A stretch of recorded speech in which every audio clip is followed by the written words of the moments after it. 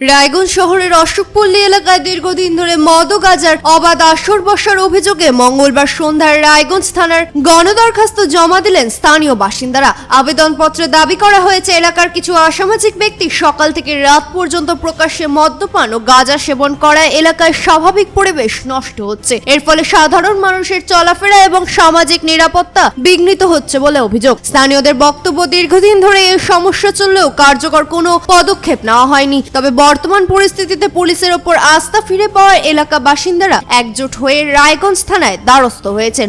অশোকপল্লীতে সুষ্ঠু ও শান্তিপূর্ণ পরিবেশ ফিরিয়ে আনতে অবিলম্বে প্রয়োজনীয় পুলিশি ব্যবস্থা গ্রহণের দাবি জানিয়েছেন তারা। আপনার নাম? জয়শ্রী চক্রবর্তী। ধরতে হবে না, ঠিক আছে। ওই আপনার থানায় কেন এসেছেন? থানায় আসছে আমার বাড়ির গেটের সামনে একদম সকাল 7টা থেকে রাত্রি 12টা-1টা অবধি নেশা, গাঁজা মদ, বাজে বাজে গালাগালি, বললে পরে কথা শোনে না।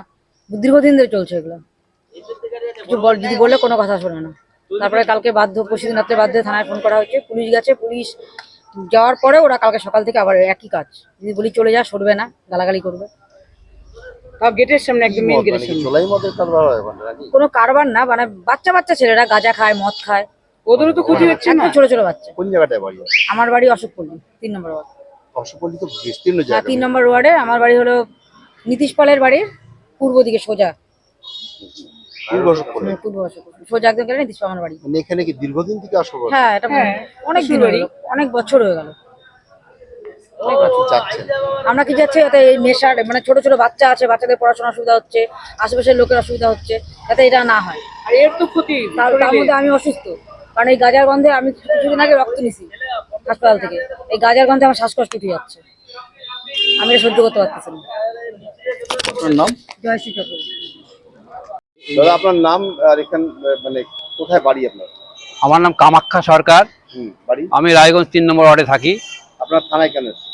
আমরা থানায় এসেছি, আমাদের 3 নম্বর ওয়ার্ডে অশোকপল্লী এলাকায়, ওই এলাকায় কিছু সমাজসেবী মানে কুকাজ যেটা বলে তারা করে বেড়ায়, যেমন গাঁজা খাওয়া, মদ খাওয়া, জুয়া খেলা এবং বিভিন্ন রকমভাবে অকথ্য গালাগালি করে থাকেন, প্রায় দিন প্রতিদিন করে থাকেন। তো এই অবস্থাতে আমাদের রায়গঞ্জ থানায় দিদিভাইরা ফোন করেছিলেন, দিদিভাই একদিকে আসেন আপনারা, ওই আমাদের এক দিদিভাই ফোন করেছিল। তো যখন থানা পুলিশ গিয়েছিলেন, তো ওই তারপরে ধাওয়া খেয়ে পালিয়ে গিয়েছিলেন। পরে আবার পরের দিন আবার আসছে। আসর বসে? হ্যাঁ, প্রতিদিন আসর বসে। তো এই অবস্থায় আমরা জনগণের সই সিগনেচার নিয়েছি, নিয়ে আমরা থানাতে এসেছি। আমরা থানাতে আমরা ডেপুটেশন আকারে দিয়ে গেলাম, আইসিকে বলে গেলাম যে স্যার আপনি দেখবেন, উনি কথা। ওই আসর বসার জন্য আপনাদের সাধারণ মানুষের জীবন, হ্যাঁ, খুব অসুবিধার মধ্যে পড়েছেন তারা। তো তারা আমাদের কাছে আসেন যে বলে দাদা আপনারা দেখেন আমাদেরকে।